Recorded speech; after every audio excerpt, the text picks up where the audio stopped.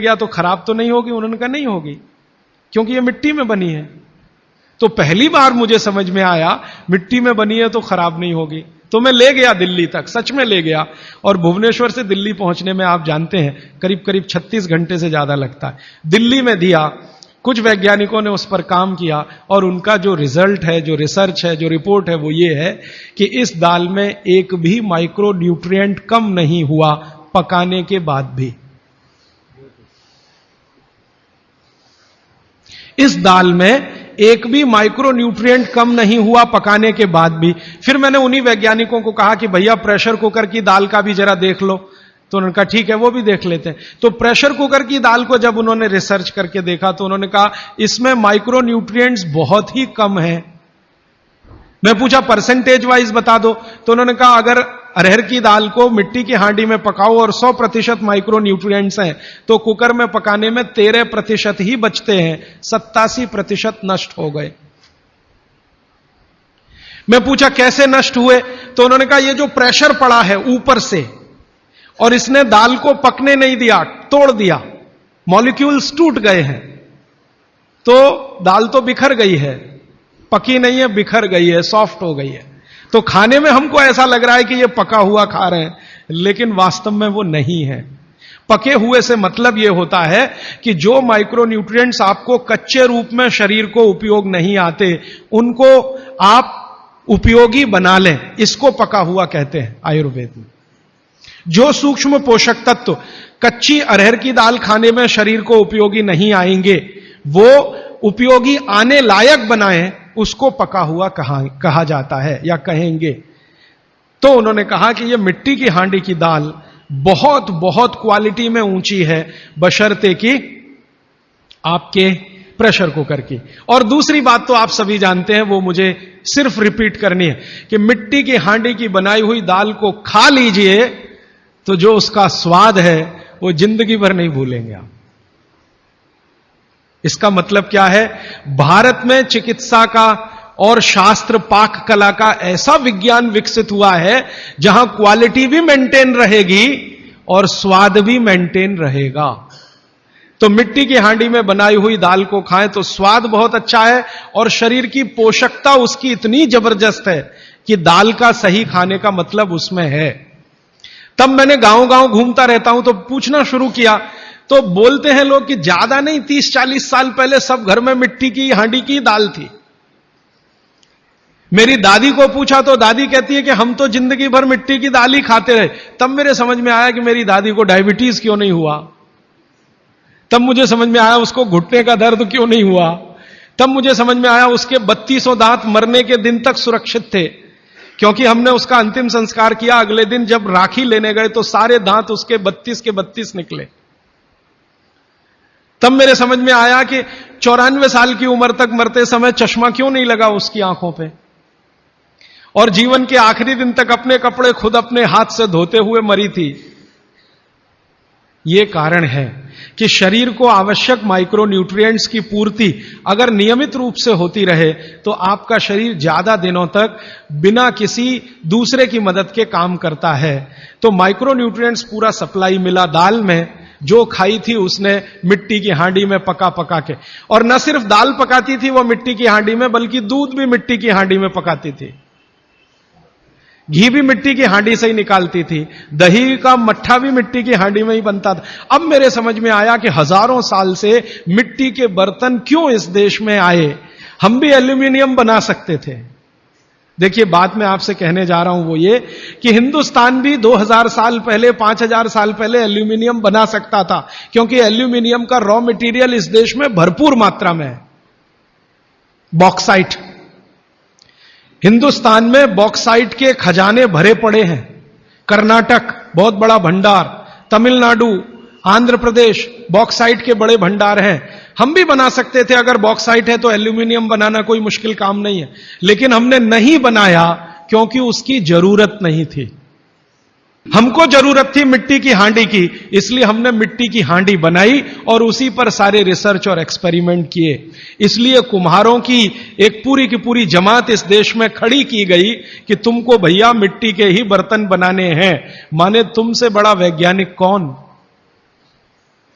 अब ये कुम्हार जो इतने बड़े वैज्ञानिक हैं इस देश के, जो मिट्टी के बर्तन बनाकर हजारों साल से दे रहे हैं हमारे स्वास्थ्य की रक्षा करने के लिए, हमने उनको नीची जाति बना दिया। हम कैसे मूर्ख लोग। वो नीचे कहां है जरा बताइए। अगर प्रेशर कुकर की कंपनी जो बना रही है प्रेशर कुकर वो ऊंचा आदमी है, तो ये कुम्हार नीचा कैसे हो गया? ये ऊंचा नीचा हमने डाल दिया इस देश में, इसी ने देश का सत्यानाश कर दिया। ये ऊंचा नीचा कुछ तो अंग्रेजों ने डाला, कुछ अंग्रेजों के पहले जो मुसलमान थे उन्होंने डाला, और कुछ अंग्रेज और मुसलमानों के जाने के बाद हम काले अंग्रेजों ने इसको ऐसा पक्का बना दिया कि कुम्हार इस देश में बैकवर्ड क्लास है। जो सबसे बड़ा वैज्ञानिक काम कर रहा है, मिट्टी के बर्तन बना बनाकर आपके माइक्रो न्यूट्रिएंट्स को, आपके सूक्ष्म पोषक तत्वों को कम नहीं होने देने के लिए मिट्टी का सिलेक्शन करता है वो। आपको मालूम है हर एक मिट्टी से बर्तन नहीं बनते। एक खास तरह की मिट्टी है वही बर्तन बनाने में काम आती है, और एक खास तरह की मिट्टी है जो हांडी बनाती है, दूसरे खास तरह की मिट्टी इसमें कुल्हड़ बनता है, तीसरे खास तरह की मिट्टी में कुछ और बनता है। ये मिट्टी को पहचानना कि इसमें कैल्शियम ज्यादा, इसमें मैग्नीशियम ज्यादा इसलिए हांडी इससे बनाओ, और इसमें कैल्शियम मैग्नीशियम कम है इसलिए इसका कुल्हड़ बनाओ, ये तो बहुत बहुत बारीक और विज्ञान का काम है। ये सब कुम्हार कर रहे हैं, हजारों साल से कर रहे हैं, बिना किसी यूनिवर्सिटी में पढ़े हुए कर रहे हैं। तो हमें तो वंदन करना चाहिए, उनके सामने नतमस्तक होना चाहिए। कितने महान लोग हैं। दुर्भाग्य से सरकार की कैटेगरी में वो बैकवर्ड क्लास में आते हैं। तो ये जो मिट्टी के बर्तन की बात हुई, वो मिट्टी के बर्तन की बात इसलिए कि माइक्रो न्यूट्रिएंट्स का सब कुछ सामान्य रहता है, इसलिए हमारे यहां एल्यूमिनियम के बर्तन या दूसरे मेटल के बर्तन का चलन कम है। भगवान के लिए तो बनाते नहीं, धातुओं के बर्तन में खाना नहीं बनता, सभी मंदिरों में भोजन और प्रसाद ज्यादातर मिट्टी के। तो आप भी कर लीजिए ये काम, प्रेशर कुकर निकालिए, मिट्टी की हांडी ले आइए। तो आप कहेंगे जी दाल देर में पकेगी, सिद्धांत ही वही है दाल का, तो जो देर में खेत में पकी है वो देर में घर में भी पकेगी। तो आप बोलेंगे फिर टाइम मैनेजमेंट कैसे होगा? मैं आपको सरल बता देता हूं। दाल को हांडी में रख के चढ़ा दीजिए, बाकी सब काम करते रहिए, घंटे डेढ़ घंटे में पक जाएगी। उतार लीजिए, फिर खा लीजिए। घंटे डेढ़ घंटे में आपके झाड़ू पोछा, दूसरे बर्तन साफ करना, कपड़े साफ करना, या जो भी काम करना है, पढ़ना लिखना, बच्चों को पढ़ाना, वो करते रहिए, वो दाल पकती रहेगी। ये है भागवत जी का सूत्र कि ऐसा भोजन नहीं करना जो बनाते समय, पकाते समय सूर्य के प्रकाश से वंचित हो और पवन के स्पर्श से वंचित हो। यह तभी संभव है जब आप खुले बर्तन में खाना बनाएं तो पवन भी अंदर आए और सूर्य का प्रकाश की किरणें भी अंदर आए खुले बर्तन में। और वो खुला बर्तन सबसे अच्छा मिट्टी का हांडी। आप कहें जी मिट्टी की हांडी के बाद अगर कोई चीज है तो हमारे यहां एक मेटल बनता है जिसको आप लोग कहते हैं एलॉय है, कांसा। कांसा आपने सुना है, शायद देखा भी हो किसी के घर में। तो दूसरा सबसे अच्छा माना जाता है कांसा, तीसरा सबसे अच्छा माना जाता है पीतल। अब ये कांसे और पीतल में भी हमने काम कर लिया कि अरहर की दाल को कांसे के बर्तन में पकाएं तो उसके सिर्फ 3% माइक्रो न्यूट्रिएंट कम होते हैं, 97% मेंटेन रहते हैं। पीतल के भगोने में पकाएं तो 7% कम होते हैं, 93% बचे रहते हैं। लेकिन प्रेशर कुकर में बनाएं तो सिर्फ 7% बचते हैं, बाकी खत्म होते हैं। अब आप तय कर लीजिए, आपको लाइफ में क्वालिटी चाहिए तो आपको मिट्टी की हांडी की तरफ ही जाना पड़ेगा। क्वालिटी ऑफ लाइफ की अगर बात आप करेंगे, माने जो खा रहे हैं वो पूरे शरीर में पोषकता दे, ये लाइफ की क्वालिटी की बात आप करेंगे तो मिट्टी की हांडी की तरफ ही जाना पड़ेगा। माने भारत की तरफ वापस लौटना पड़ेगा इंडिया से। अभी हम हैं इंडिया में, जो बनाया अंग्रेजों ने या बना दिया अमरीकियों ने। इस इंडिया से निकल के भारत की यात्रा करनी पड़ेगी। और मैंने पिछले 1-2 वर्षों में ये बातें गांव-गांव में कहना शुरू किया है, तो इसका परिणाम पता है क्या? कि कुम्हारों की इज्जत बढ़ गई है गांव में। गांव वाले समझते हैं कि ये तो कोई बड़ा काम कर रहे हैं हमारे लिए। और मैं मानता हूं कि मेरे व्याख्यान की अगर कोई सार्थकता है तो वो ये कि कुम्हारों की इज्जत इतनी बढ़ जाए कि वो पंडितों के बराबर आ जाएं, क्योंकि वो किसी से नीचे नहीं है, क्योंकि वो किसी से छोटे नहीं है। भले वो मिट्टी के बर्तन बना रहे हैं, बहुत वैज्ञानिक काम वो कर रहे हैं। और मजे की बात कि वो हांडी बना के आपको 20-25 रुपए में ही दे रहे हैं, प्रेशर कुकर तो 250-300 रुपए का है। और सबसे मजे की बात कि ये हांडी जब खत्म होगी, माने इसकी लाइफ पूरी हो जाएगी, तो ये हांडी फिर मिट्टी में मिल जाएगी और फिर वही मिट्टी से हांडी बन जाएगी। दुनिया में ऐसी कोई वस्तु नहीं है। प्रेशर कुकर के बारे में तो नहीं कह सकते आप, बायोडिग्रेडेबल है। तो आप कोशिश करें अपने घर में थोड़ा परिवर्तन करें। अब मैं आखिरी बात जो आज की कह रहा हूं वो ये, मैंने पिछले 2 वर्षों में मैं होम्योपैथी की भी चिकित्सा करता हूं, तो बहुत सारे पेशेंट मुझे फोन करते हैं, राजीव भाई ये। तो मैंने कुछ पेशेंट को खास कर कहा कि देखो भैया, आपको मैं कोई दवा नहीं दूंगा। तो कहने लगे फिर बीमारी कैसे ठीक होगी? मैंने कहा एक ही काम करो, मिट्टी की दाल खाना शुरू करो, मिट्टी की हांडी में रखी हुई दाल खाना शुरू करो। चावल खाना है तो मिट्टी की हांडी का। कहने लगे राजीव भाई कौन करेगा ये सब? मैंने कहा आपकी बीवी करेगी या आप करोगे? अगर जिंदगी चाहिए तो झक मार के आप करोगे, नहीं तो अमेरिका जाओ, कनाडा जाओ, जर्मनी जाओ, लाखों रुपए खर्च करो, फिर भी झक मार के वापस आओ, डॉक्टर कहेगा इलाज नहीं है। तो आप देख लो, तो जो गंभीर मरीज हैं वो आप जानते हैं वो कुछ भी करेंगे जो आप कहें। तो मेरे पास कुछ डायबिटीज के क्रोनिक पेशेंट हैं, बहुत क्रोनिक, जिनका यूनिट, शुगर यूनिट 480 के ऊपर है। ऐसे 100 से ज्यादा पेशेंट, कुछ गुजरात में है, कुछ राजस्थान में और कुछ बंबई में। मैंने उनको कहा ध्यान से मिट्टी का बर्तन ले आओ और शुरू करो। अब बर्तन लाने में तकलीफ हुई तो कुम्हार को ढूंढना पड़ा, तो लेकिन मिल गया। वो 8 से 9 महीना हो गया नियमित रूप से मिट्टी की दाल और मिट्टी का चावल, माने हांडी की दाल और हांडी का चावल, हांडी की खिचड़ी नियमित रूप से खा रहे हैं। और अब तो उन्होंने मिट्टी का तवा भी ले आया अपने घर में रोटी बनाने के लिए। बाजरी की रोटी बहुत अच्छी बनती है इस मिट्टी के तवे पे, तो रोटी भी उसी की खा रहे हैं। 8 महीने के बाद सबका शुगर टेस्ट किया है तो 480 यूनिट वाला अभी 180 यूनिट पे है, बिना किसी मेडिसिन के, बिना किसी इंजेक्शन के, बिना किसी टॉनिक के। और होम्योपैथी की कोई दवा नहीं दी मैंने उनको।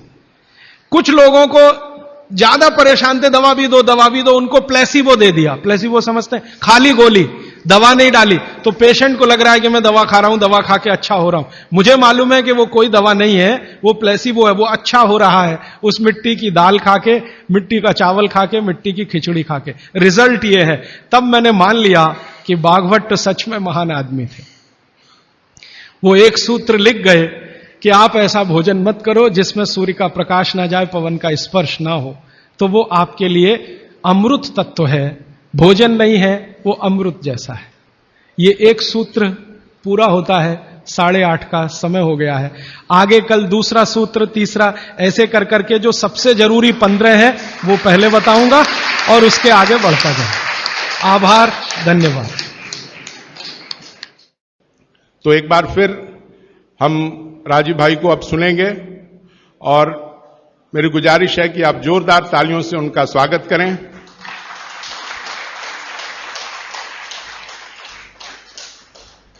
ताली बजाएंगे तो आपके अंदर ऊर्जा का संचार होगा और हवा का स्पंदन आप महसूस करेंगे और वही हवा आपको मिट्टी की खुशबू बिखेरेगी। और अब अपने सूत्रों को बिखेरने आए हैं हमारे भाई राजीव दीक्षित जी। राजीव भाई ने मुझे कहा था कि व्याख्यान के दौरान अगर बाबूजी शोभाकांत जी हमारे बगल में रहेंगे तो एक आशीर्वाद मेरे इर्द गिर्द मंडराएगा, इसलिए उनसे गुजारिश है कि कृपया मंच पर आएं और उनके बगल में बैठें। तो मंच राजीव दीक्षित को समर्पित। कल मैंने आपसे जो बातें कही थी उनमें से बहुत सारी बातें आपको याद होंगी, शायद आपने लिखी भी होंगी। मुझे कल एक जानकारी दी बाबूजी ने, वो जानकारी आप सब तक पहुंचे, ये मेरी उनसे विनती है। उन्होंने जानकारी दी कि एक बार वो टीवीएस ग्रुप है ना, टीवीएस जो यहां का चेन्नई का सबसे बड़ा ग्रुप है और शायद भारत के सबसे बड़े ग्रुप में उनकी गिनती है, उनके घर वो भोजन करने गए थे। तो जरा बताएं। सभी भाई बहनों को नमस्कार। आज से करीब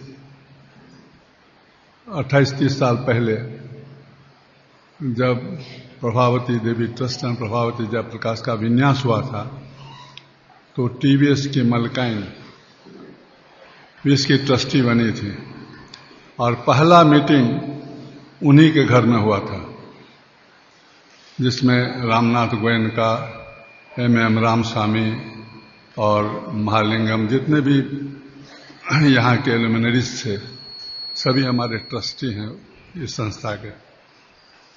तो उन्हीं के घर में पहली मीटिंग हुई थी।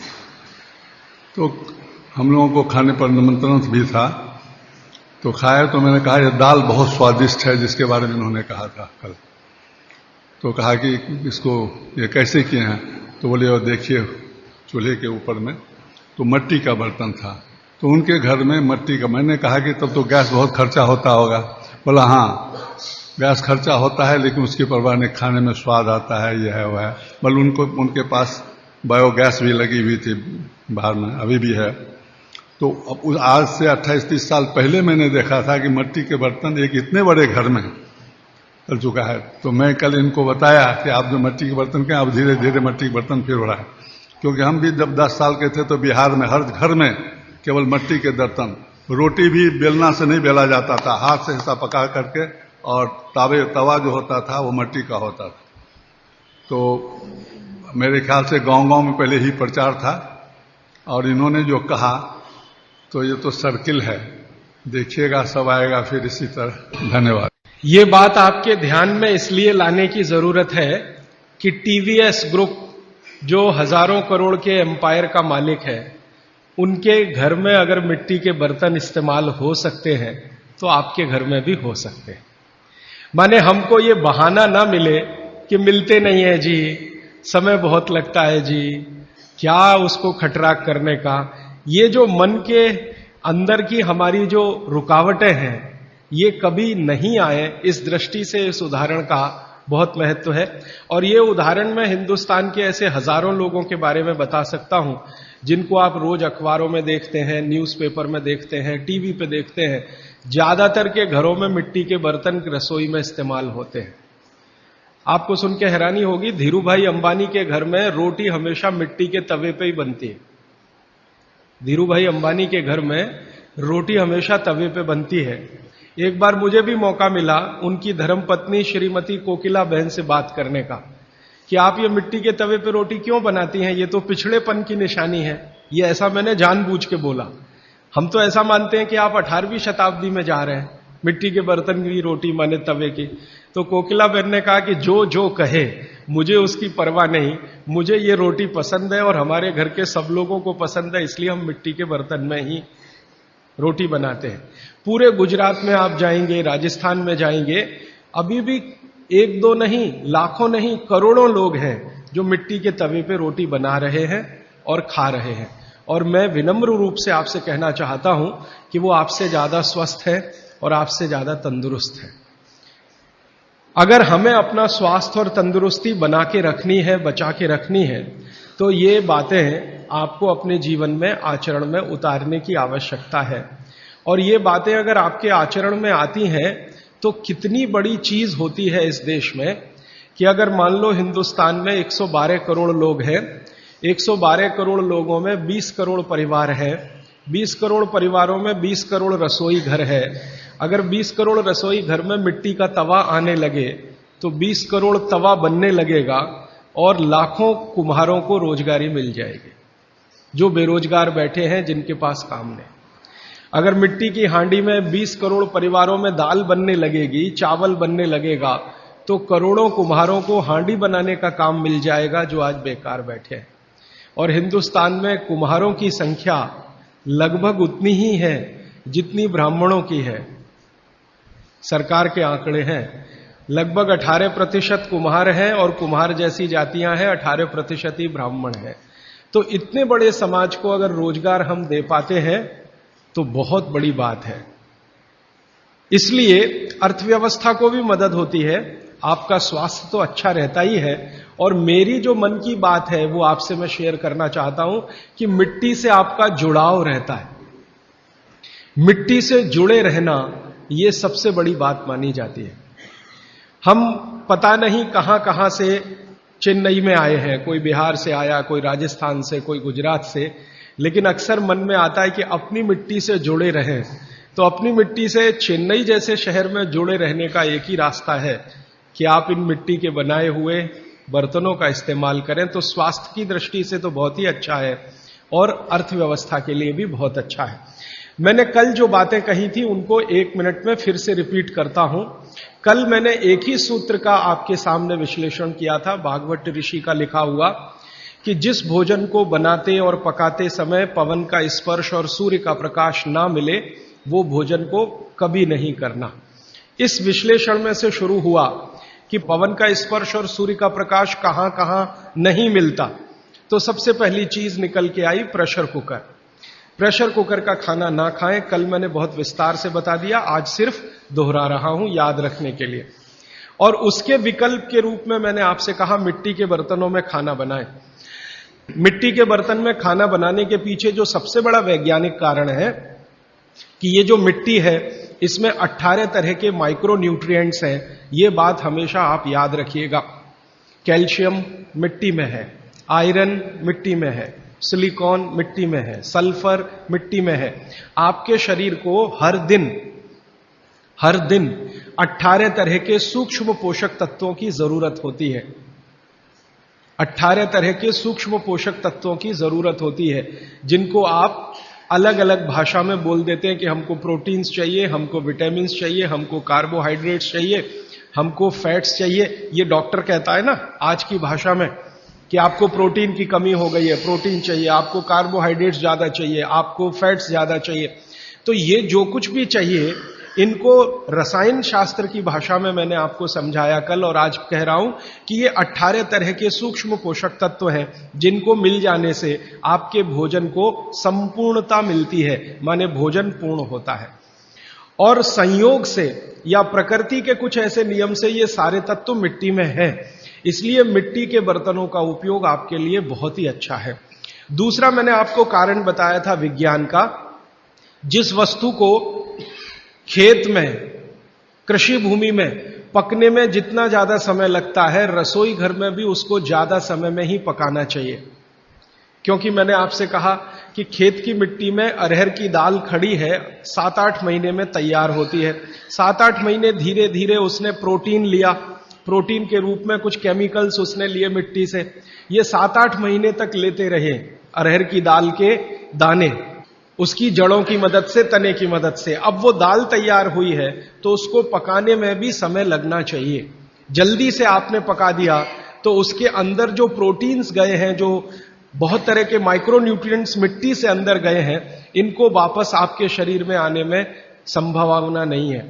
वो टूटेंगे तो आपके लिए उपयोगी उतने नहीं होंगे। मैंने आपसे कहा कि प्रेशर कुकर में वाष्प का दबाव इतना ज्यादा होता है कि दाने टूटते हैं, पकते नहीं है, वो टूटते हैं। और टूटे हुए दाने, गर्म पानी है नीचे से, वो आपको ऐसा लगने लगता है कि वो पक गए हैं। वो पके नहीं है, वास्तव में वो सॉफ्ट हो गए हैं, मुलायम हो गए हैं। पकने से मतलब मैंने आपको बताया था कि उसके अंदर जो कुछ भी प्रकृति ने दी है पोषकता, वो आपको मिलने की स्थिति में आ गई या नहीं, तब हम उसको कहते हैं कि ये पक गया है। चाहे वो गेहूं का दाना हो, चाहे अरहर का दाना हो या तुअर का। तो ये बात अगर आपके ध्यान में आती है कि पकना मतलब क्या होता है और उबलना मतलब क्या होता है। एक शब्द है उबलना। उबलना होता है प्रेशर कुकर में, पकना होता है मिट्टी की हांडी में। क्योंकि मिट्टी की हांडी में धीरे धीरे पकती है हर चीज। कारण क्या है? मिट्टी जो है ना, ऊष्मा की कुचालक है।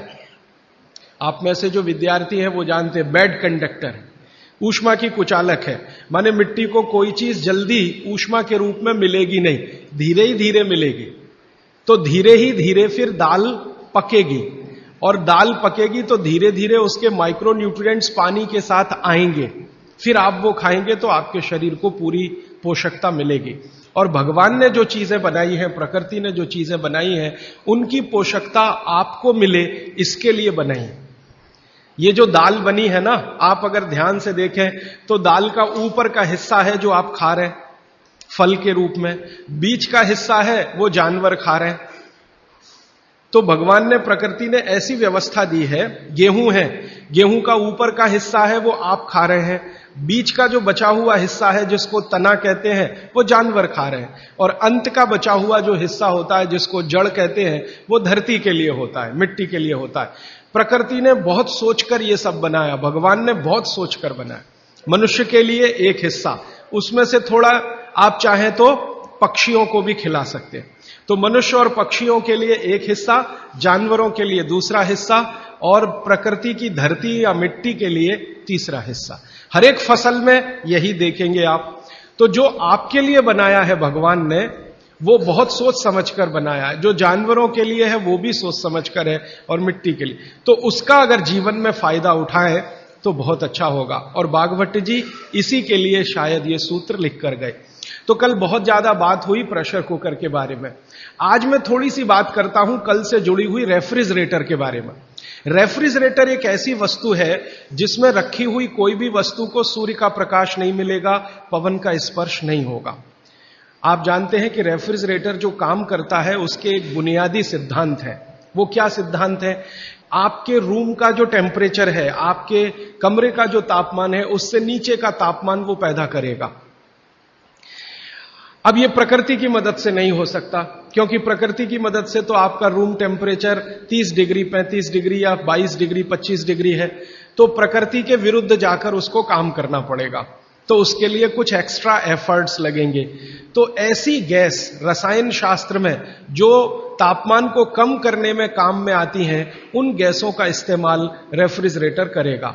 और एक दो नहीं, ऐसी 12 गैसों का इस्तेमाल रेफ्रिजरेटर करता है, जिनको विज्ञान की भाषा में CFCs कहते हैं, क्लोरोफ्लोरोकार्बन्स, जिसमें क्लोरीन भी है, फ्लोरीन भी है और कार्बन डाइऑक्साइड।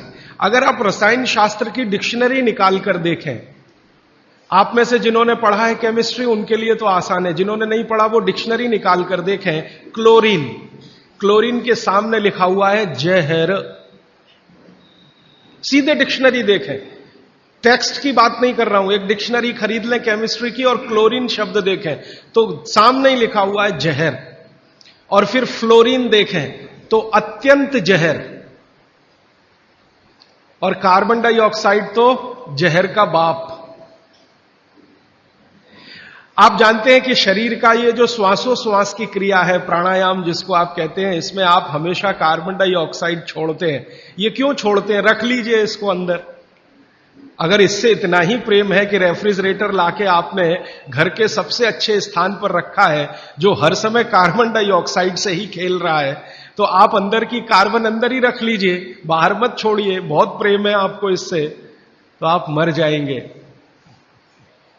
शाम नहीं लगेगी, रात नहीं लगेगी, मिनट में मर जाएंगे। इसलिए प्रकृति ने व्यवस्था ऐसी बनाई है कि कार्बन डाइऑक्साइड जो आपको मार डालेगी, इसको बाहर निकालते रहना है। अब ये बाहर निकले तो आप स्वस्थ रहें। कार्बन डाइऑक्साइड जैसी ही खराब गैसों में क्लोरीन और फ्लोरीन की गिनती होती है। अब ये तीनों, कार्बन से मिला हुआ, क्लोरीन से मिला हुआ, फ्लोरीन से मिला हुआ 12 गैस एक साथ रेफ्रिजरेटर छोड़ता है। CFC1 गैस का नाम है, CFC1, CFC2, CFC3, ऐसी CFC12 तक 12 गैसें एक साथ छोड़ता, 24 घंटे छोड़ता रहता है, क्योंकि वो चालू है आपके घर में। अब इसमें आपने जो कुछ भी रखा है वो सब इन गैसों के प्रभाव में आता है। आप बोलेंगे जी हमने तो भोजन को ढककर रखा है। कितना भी ढक के रखिए, क्योंकि गैसों का असर इतना तीव्र है कि स्टील को तोड़ के निकल जाने वाली गैसें हैं। स्टील के मोटे पट्टे को रख दीजिए, उससे निकल जाने वाली गैस है, हाई प्रेशर की। तो अगर आप इतने सारे जहरीली गैसों से युक्त भोजन को 2 घंटे, 3 घंटे, 5 घंटे उसमें रख के फिर खा रहे हैं, तो माफ कीजिए, आप भोजन नहीं जहर ही खा रहे हैं। बस जहर में अंतर इतना है कि एक जहर है तात्कालिक और दूसरा है दीर्घकालिक।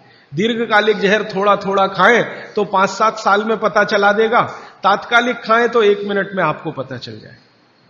तो इसलिए मेरी आपको विनती है कि आपके घर में रेफ्रिजरेटर अगर ले लिया है तो इसका इस्तेमाल कम करिए, सबसे अच्छा है बंद करिए, और मेरी बात माने तो बेच दीजिए। कोई भी सेकंड हैंड खरीद लेगा, और नहीं बिकता तो लोहे के भाव में बेच दीजिए, तो भी आप फायदे के सौदे में रहेंगे। क्योंकि इसके रखे रहने से जो मन में लालच है, लालच पता है क्या है? अगर ये है तो कुछ तो करो इसका, अगर ये है तो कुछ तो करो इसका, अगर ये है तो कुछ तो करो इसका। तो कुछ तो के चक्कर में हम जबरदस्ती ज्यादा खाना बनाते हैं और इसमें रखते जाते हैं। सवेरे का शाम को, शाम का अगले दिन सवेरे, अगले दिन का शाम को, ये चक्कर चलता रहता है। और ये चक्कर में खाने का, पोषकता का नाश होता रहता है। और मैं आपको एक विनम्रता पूर्वक दूसरी जानकारी देना चाहता हूं कि रेफ्रिजरेटर का आविष्कार हुआ तो उसके पीछे कारण क्या था। हर वस्तु के आविष्कार के पीछे कारण होता है। तो इसका कारण था ठंडे देशों की, ठंडे देश हैं America, Canada, Germany, France, Sweden, Switzerland, Denmark, Norway, इन देशों की आबो हवा। आप जानते हैं कि ये ठंडे देश हैं, -40 डिग्री सेंटीग्रेड तापमान होता है, और ज्यादा से ज्यादा प्लस में जाएं तो 15 से 20 डिग्री सेंटीग्रेड रहता है। तो 15-20 से -40 तक टेम्परेचर का जो वेरिएशन है, ये बहुत तकलीफ देने वाला वेरिएशन है। आप कभी एक अनुमान करने के लिए प्रयोग करिए। मैंने किया था, मैंने एक प्रयोग किया था कि एक बार मैंने क्या किया, बर्फ का सिल्ली 1, 2, 3 चारों तरफ से लगा के मैं उसके बीच में लेट गया। तो 15 मिनट में मेरा शरीर अकड़ गया, 15 ही मिनट में। जबकि मैंने खूब प्राणायाम और ये सब किया, 15 मिनट में शरीर अकड़ गया। और उस दिन मैंने मेरी बायोकेमिस्ट्री को ऑब्जर्व किया तो मैं बहुत ही परेशान था। फिर मैंने सोचना शुरू किया कि उन लोगों का क्या होता होगा जो इसी बर्फ के तापमान में 6-6 महीने सोते हैं, रहते हैं, लेटते। उनका क्या होता हो। 8-8 महीने धूप नहीं निकलती कनाडा में, अमेरिका में, यूरोप के देशों धूप नहीं निकलती, टेम्परेचर नहीं होता, और यही परिस्थिति में उनको सोना पड़ता है। तो कितनी तकलीफें उनके शरीर को होती होंगी, और शरीर के साथ उनके भोजन को होती होंगी, क्योंकि शरीर भोजन से ही है। तो भोजन को ये सारी तकलीफें थोड़ी कम हो, उसके लिए वहां के वैज्ञानिकों ने रात दिन मेहनत करके ये मशीन बनाई। और उन्होंने कहा कि जो टेम्परेचर को हम प्रकृति के रेगुलेशन में है, हम उसे कंट्रोल नहीं कर सकते, कुछ एरिया हम ऐसा बनाएं जिसको हम कंट्रोल कर सकें, हम जब चाहें टेम्परेचर को बढ़ा सकें, घटा सकें। इसके लिए रेफ्रिजरेटर बना।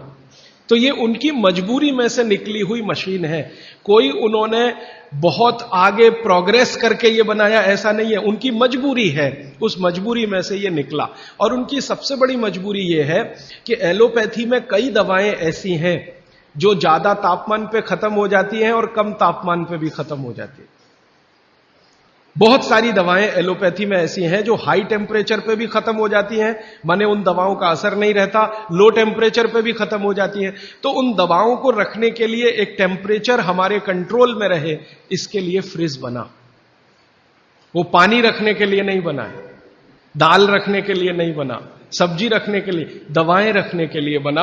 और आपको एक और जानकारी दूं कि यूरोप में ये जब आविष्कार किया सबसे पहले, तो मिलिट्री के लिए इसका उपयोग हुआ था, और मिलिट्री के लिए ही ये बना था, क्योंकि आर्मी के जो सैनिक हैं वो चुस्त दुरुस्त और तंदुरुस्त रहने चाहिए। जब जरूरत हो दवाएं उनको समय पर उसी टेम्परेचर की मिलनी चाहिए, इसके लिए ये फ्रिज आया। ये हमारे लिए नहीं बना, हिंदुस्तान के लिए तो इसकी कोई आवश्यकता नहीं। और यूरोप में एक दूसरी समस्या है, आप जानते हैं कि जहां 6 से 8 महीने बर्फ पड़ेगी, वहां हर चीज जरूरत की समय पर नहीं मिलेगी। मान लीजिए ये जो समय है ना, दिसंबर, जनवरी, फरवरी, मार्च, ये सब वहां बर्फ का समय है। अब इस बर्फ के समय में वो चाहे कि आलू चाहिए, नहीं मिलेगा, टमाटर चाहिए, नहीं मिलेगा, भिंडी चाहिए, नहीं मिलेगी, गाजर चाहिए, कुछ नहीं मिलेगा उनको। बर्फ मिलेगी, खा लो तो खा लो, नहीं तो उसको गर्म करके पानी बना लो, और कुछ नहीं मिलेगा।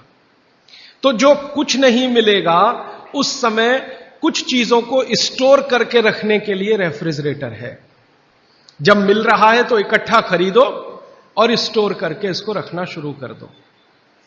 अब गलती तो ये हो गई हम लोगों से कि हमने बिना सोचे समझे विचार किए उनकी नकल के साथ ये ले आया अपने घर में, और ऐसे लोगों के घर में भी ले आया जो केमिस्ट्री बहुत अच्छे से जानते, जो क्लोरोफ्लोरोकार्बन्स को रोज पढ़ते हैं और पढ़ाते हैं, उनके ही घर में फ्रिज। मैं कहता हूं प्रोफेसर साहब, आप ये क्या गजब कर रहे हैं, आप तो जानते हैं क्या करें, पत्नी नहीं मानती, बच्चे नहीं मानते, तो आपकी केमिस्ट्री पत्नी को क्यों नहीं समझाई अभी तक?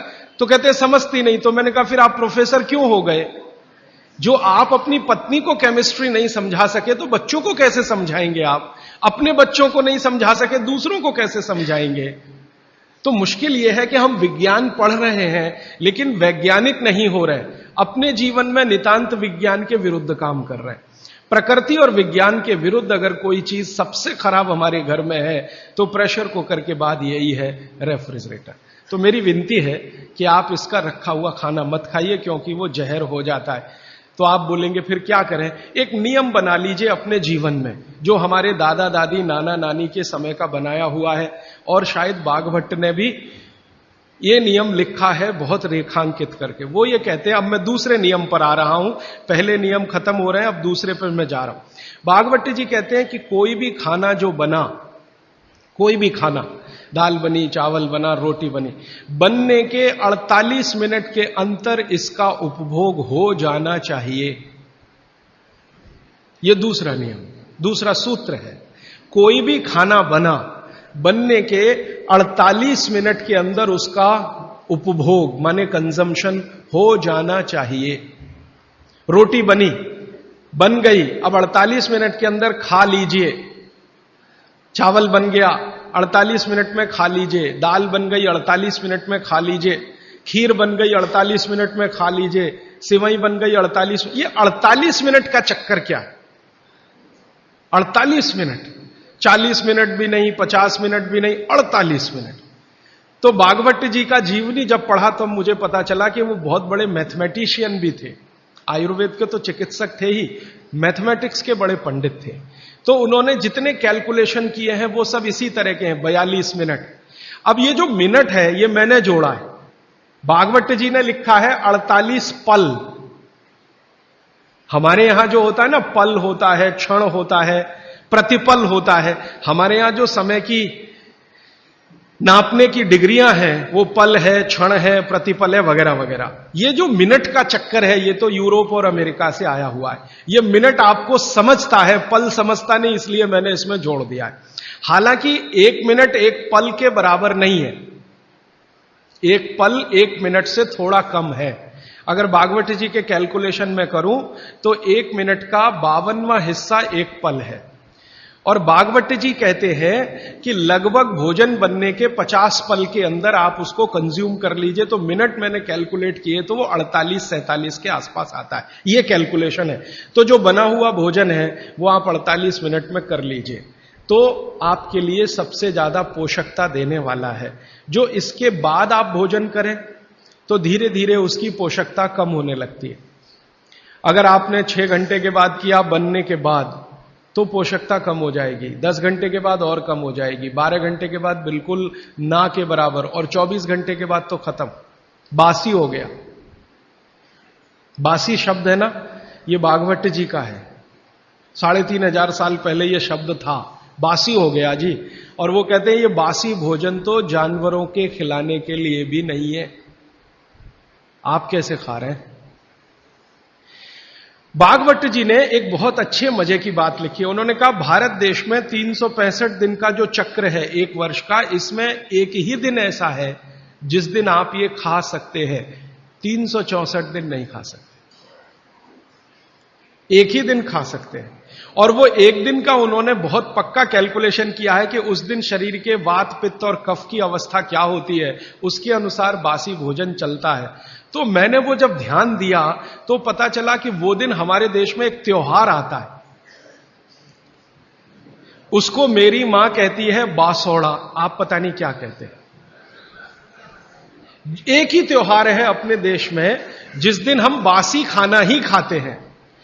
और ये जो त्योहार है, इस जो दिन पड़ता है, ये कार्तिक अगहन पूस माह के हिसाब से इसका जो दिन पड़ता है, बाघभट्ट जी का दिन भी वही पड़ता है।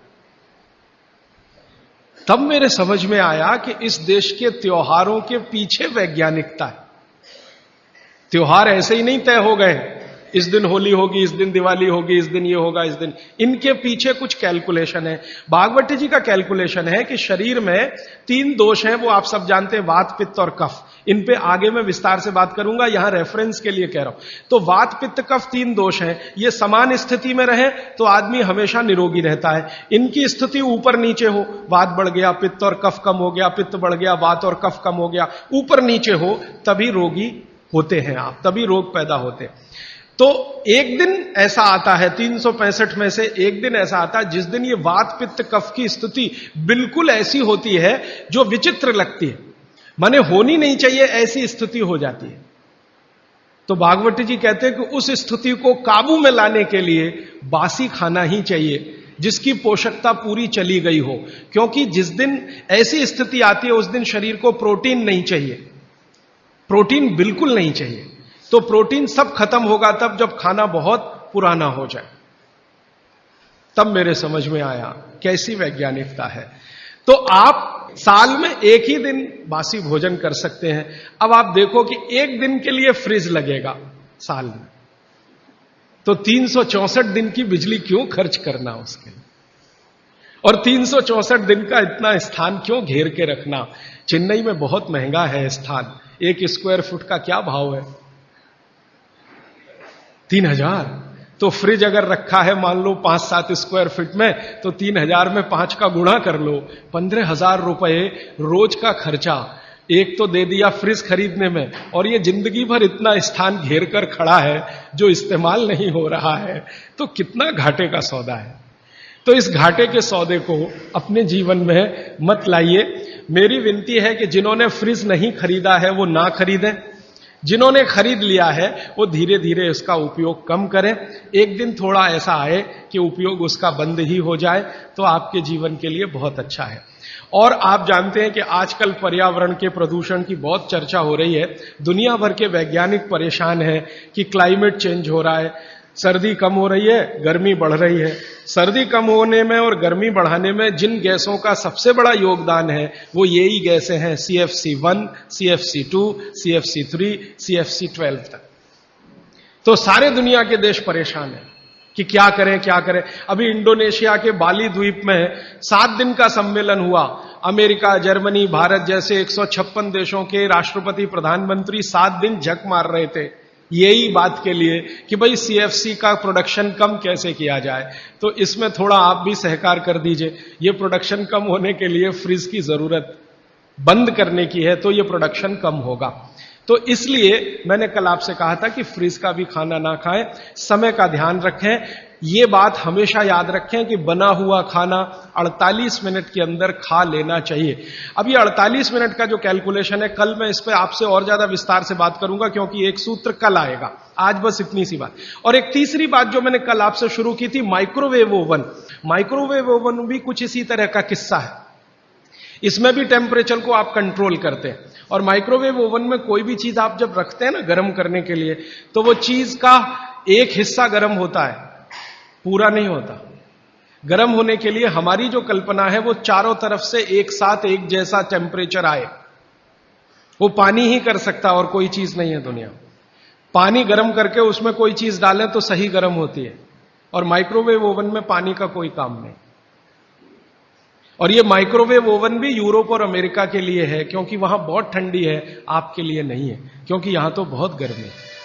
तो अब हमारे घर में क्या हुआ है वो मैं विनम्रता पूर्वक आपसे कहता हूं, आपने कुछ चीजों को स्टेटस सिंबल बना रखा है, वो बदल दीजिए।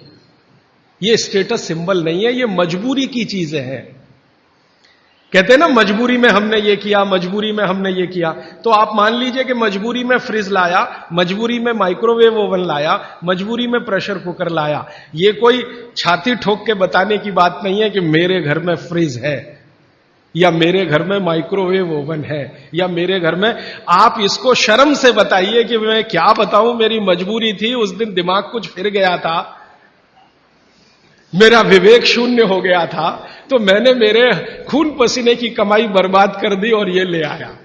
तो ये इस तरह से कहना जब शुरू करेंगे तो थोड़े दिन में आपकी भावना अपने आप बदल जाएगी और ये चीजें आपके बाहर निकल जाए। ये जो 48 मिनट का कैलकुलेशन है, ये जैन दर्शन में भी है। आप में से कोई भी जैन समाज के लोग होंगे तो मेरी बात आपको बहुत जल्दी समझ में आएगी। जितने भी जैन साधु संत हैं उनके मुंह से आप यही सुनेंगे, पानी में 48 मिनट के बाद जीव राशि पैदा हो जाती है और वो जीव राशि फिर बढ़ती ही चली जाती है, करोड़ों से अरबों, अरबों से खरबों में चली जाती है। तो ऐसा पानी नहीं पीना चाहिए क्योंकि जीव हत्या होती है और उसका पाप लगता है। तो जैन दर्शन ने इसको अहिंसा के साथ जोड़ा है और भागवत जी ने इसको स्वास्थ्य के साथ जोड़ा है। मूल बात एक ही है। शायद जैन दर्शन में अहिंसा से इसको इसलिए जोड़ा होगा कि धर्म से जाएगा जुड़कर तो जल्दी समझ में आएगा।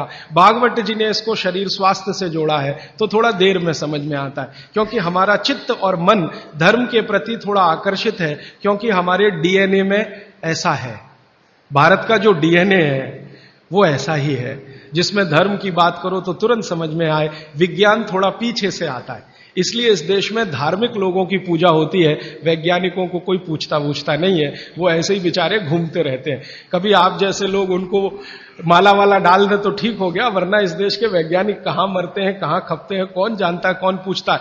लेकिन साधु, सन्यासी, महात्मा इतने पूजे जाते हैं इस देश में, जिनके पीछे आप कुछ नहीं जानते, उनका इतिहास, उनका भूगोल, तो भी आप उनके चरणों में लौटते रहते हैं। वो आपके डीएनए का दोष है, मेरे डीएनए का दोष है, आपके डीएनए का दोष है, क्योंकि डीएनए ऐसा है इस देश में। कभी मौका मिला तो इस पे बात करूंगा कि गर्म देशों का डीएनए और ठंडे देशों का डीएनए बिल्कुल अलग होता है। ये जो यूरोप और अमेरिका में रहने वाले लोग हैं ना, इनका जो डीएनए है और हमारा जो हम भारत, पाकिस्तान, बांग्लादेश में रहने, इनका बिल्कुल डिफरेंट है। जो दुनिया के गर्म देश हैं, सारे धर्म यहीं से निकले।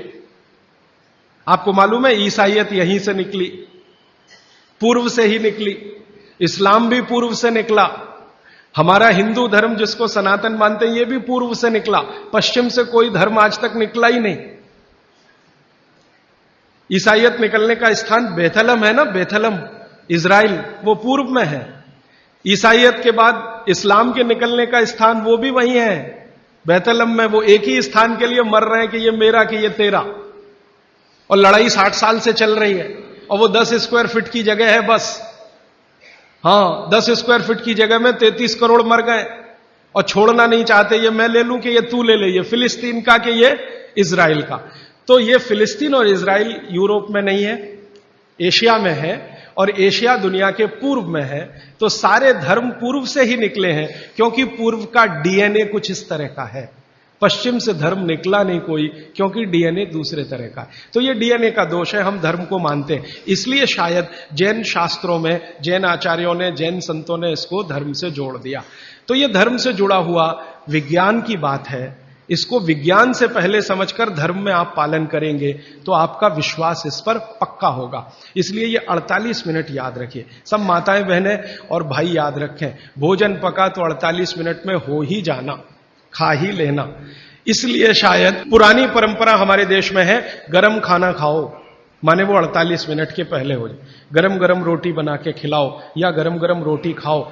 आपको शायद मालूम नहीं है, आप में से जो यूरोप और अमेरिका ज्यादा घूमते हैं वो इसका अंदाजा लगाएंगे कि गरम रोटी का महत्व क्या है।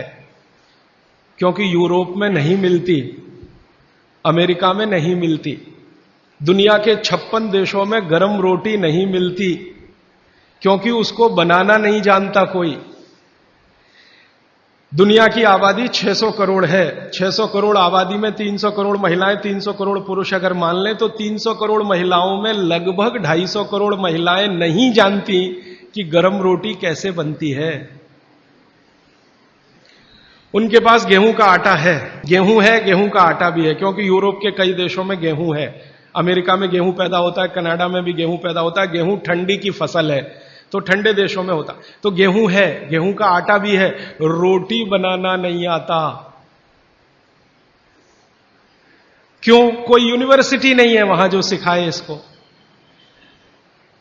कोई कॉलेज नहीं है जो सिखाए इसको।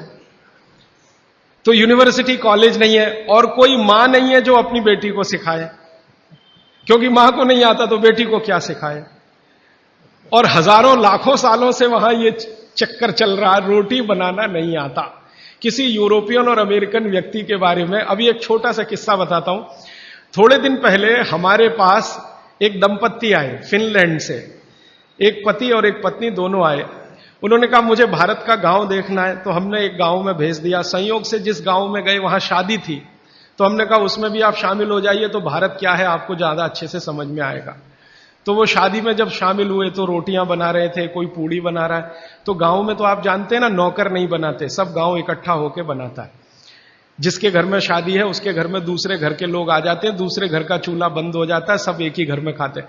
तो सब महिलाएं बना रही थी, तो उस फिनिश दंपत्ति ने पूछा ये सब कितना पैसा लेंगी? तो उनको कहा ये पैसा वैसा नहीं लेने वाले। तो ये कैसे हो सकता है? तो हमने कहा ये है क्योंकि भारत कोऑपरेशन पे चलता है, कंपटीशन से नहीं चलता ये देश।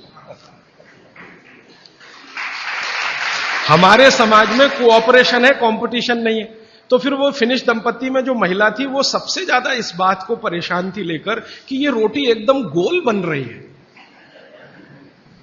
100% गोल। उसकी जिंदगी में ये कल्पना नहीं है कि 100% गोल चीज कोई हाथ से बन सकती है। वो कहती है उसने कभी सोचा था भारत के बारे में कि मशीन से बनाते होंगे रोटी, और वो कह रहे हैं ये हाथ से बनाते हैं 100% गोल। तो उसका जितना कैमरे में रील थी उसने सब उसी पे खर्च कर दी, गोल रोटी बना के देखने में उसको। माने आपको मैंने ये उदाहरण इसलिए दिया कि उनके लिए ये अजूबा है, उनको लगता है कि कोई महिला ये कर पाए। और मैंने जब वो जा रहे थे तो पूछा आपको भारत में कौन सी चीज सबसे अच्छी, तो उनका ये जो रोटी है गोल, ये सबसे महत्वपूर्ण वस्तु है जिसकी वैल्यू हमारे लिए सबसे ज्यादा है, क्योंकि हम जानते नहीं ये कैसे बनती है। और आपके घर में हर मां बहन इसको बना सकती है, 10-12 साल की बहन भी आसानी से बना सकती है। इसका मतलब है कि रोटी ताजा और गर्म ये भारत में ही संभव है, दुनिया के दूसरे देशों को नसीब नहीं है। तो आप समझ लीजिए कि आपके पास कितनी वैल्यूएबल चीज है गरम रोटी, और उसको आप छोड़कर ठंडी करके खाएं तो ये आपका दुर्भाग्य है, सौभाग्य नहीं। तो रोटी को गरम गरम ही खाएं, गरम गरम ही खिलाएं। यूरोप में कोई किसी को खिलाता नहीं क्योंकि कोई बनाता नहीं और जानते भी नहीं। वहां तो बेचारे 3-3 महीने पुरानी रोटी खाते हैं, जिसको डबल रोटी कहते हैं, पाव रोटी कहते हैं। मैंने एक सिंपल कैलकुलेशन किया था कि पाव रोटी बनने के बाद और खाने तक 90 दिन निकल जाते हैं अमेरिका और यूरोप में। पता है क्या कि गेहूं हर जगह होता नहीं, कुछ जगह होता। तो गेहूं बड़े बड़े ट्रक में भर के वहां तक जाता है जहां गेहूं को पीसने वाली चक्कियां लगी हुई हैं, फ्लोर मिल्स, वहां उनका आटा बनता। फिर वो आटा ट्रक में भर भर के फिर वहां जाता है, फिर जाकर उससे डबल रोटी बनती है, फिर वो वहां से बनकर कहीं और जाती है, फिर ऐसी चक्कर में 90 दिन निकल जाते हैं। हमारे आयुर्वेद शास्त्र में भागवत जी कहते हैं कि आटे को जितना ताजा इस्तेमाल किया उतना ही बेहतरीन है। आटे के बारे में वो कहते हैं जितना ताजा इस्तेमाल किया उतना ही बेहतरीन है। रोटी के बारे में कहते हैं 48 मिनट के अंदर खा लेना चाहिए। और पिसा हुआ आटा वो ये कहते हैं कि 15 दिन से ज्यादा पुराना कभी भी मत खाना, 15 दिन मैक्सिमम, वो भी गेहूं के लिए। ये चना और मक्की और ज्वारी, इसके लिए तो 7 ही दिन कहा हुआ, 7 दिन से ज्यादा पुराना नहीं खा सकते, क्योंकि वही किस्सा है, उसकी माइक्रो न्यूट्रिएंट कैपेसिटी लगातार कम होती चली जाती है। तो अब आप बोलेंगे जी ताजा आटा कहां से लाएं? चक्की है, जिंदाबाद। हिंदुस्तान में हजारों लाखों वर्षों से आटा ताजा बनाकर रोटी बनाने की परंपरा है कि नहीं? जो माताएं यहां बुजुर्ग हैं, इन्होंने अपना गांव देखा होगा, अपने गांव के घर की चक्की देखी होगी। ये चक्की पे मैंने थोड़ा रिसर्च किया कि ये क्या अद्भुत चीज बनाई है हमारे ऋषि मुनियों ने। ये दुनिया की ऐसी अद्भुत मशीन है जो आपको ताजा आटा तो देती ही है आपके शरीर की स्वास्थ्य के लिए, और आपके अंदर की मांसपेशियों को हमेशा फ्लेक्सिबल रखती है। और हमारे घरों में ये जो चक्की चलाने का काम माताएं करती रही हैं, मैंने इन माताओं पर एक छोटा सा रिसर्च अभी पिछले साल पूरा किया। मेरे एक दोस्त हैं, आयुर्वेद के चिकित्सक हैं, उनके साथ मिलकर, वो गांव में रहते हैं। तो मैंने कहा आप गांव की कुछ महिलाओं पर अध्ययन करिए कि जो चक्की चलाती हैं, इनके बारे में जरा पता करिए। और जो चक्की नहीं चलाती, पिसा हुआ आटा लाती हैं। तो उन्होंने कहा जो चक्की चलाने वाली माताएं हैं, उनके गांव में 90 माताएं हैं, किसी को भी सिजेरियन डिलीवरी नहीं हुई है। चक्की चलाने वाली माताओं के पैरों में दर्द नहीं है।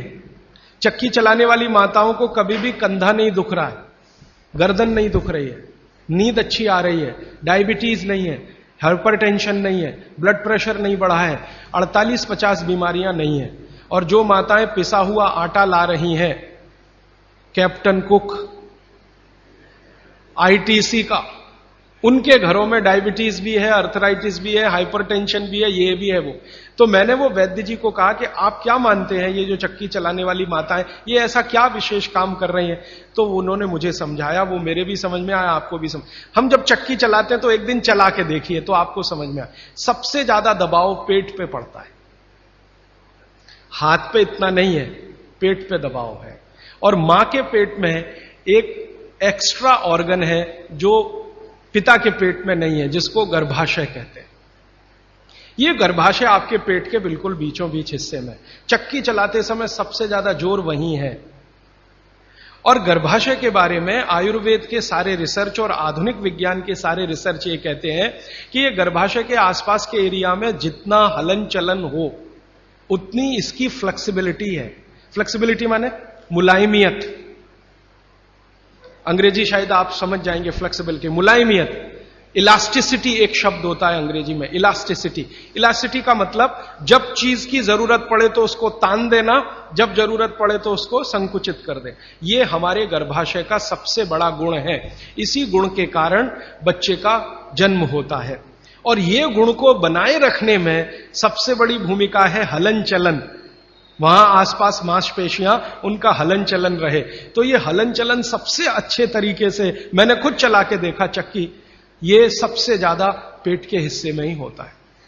तब मेरे समझ में आया कि जो माताएं नियमित रूप से चक्की चला रही हैं उनको सिजेरियन डिलीवरी नहीं हो रही है, क्योंकि गर्भाशय की इलास्टिसिटी मेंटेन है, तो आसानी से बच्चा बाहर आ रहा है बिना किसी ऑपरेशन के। तब मुझे ध्यान आया कि हमारी जो पुरानी माताएं हैं उनके 8-8, 10-10 बच्चे होते थे, कभी सुना नहीं कि सिजेरियन।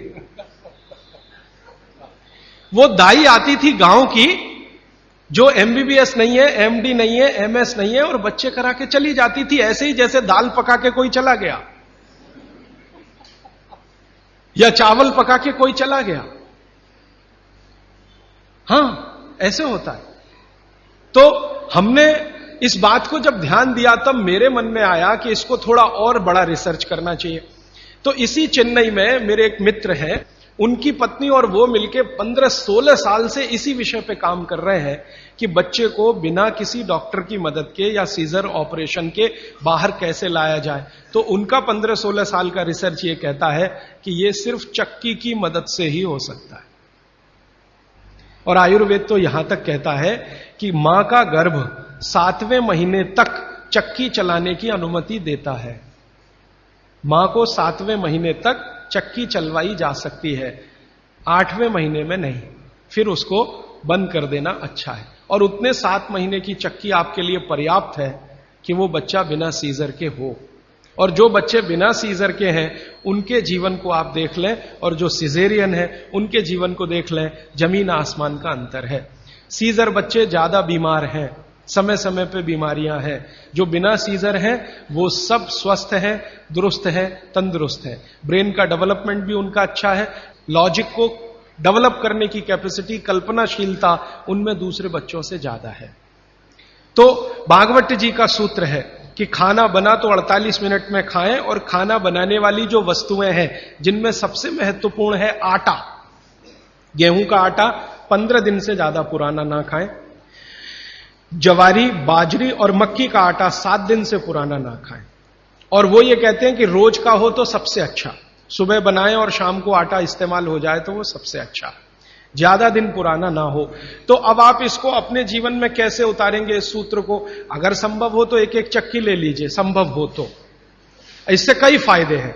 आपको सबसे बड़ा फायदा तो यह है कि आपके घर में मां है, कोई बहन है, उसको मां बनने के समय ये बहुत मदद करेगी चक्की। दूसरा, आपका वेट कम करने में बहुत मदद करेगी चक्की। अगर आपको एक्स्ट्रा वेट है और आप उसको लूज करना चाहते हैं तो 15 मिनट सुबह चक्की चलाया पर्याप्त है। 15 मिनट सुबह अगर आपने चलाया, 3 महीने बाद आप देखना 12 से 13 किलो वजन कम होगा आपका, सिर्फ 15 मिनट की चक्की। रामदेव जी चक्की चलवाते हैं कि नहीं? आप चलाते हैं कि नहीं? लेकिन वो चक्की चलाते हैं जिसमें कुछ होता ही नहीं है, ऐसे ऐसे चलवाते हैं कि नहीं? तो असलियत में ही चला लो, कुछ तो आटा तो मिलेगा।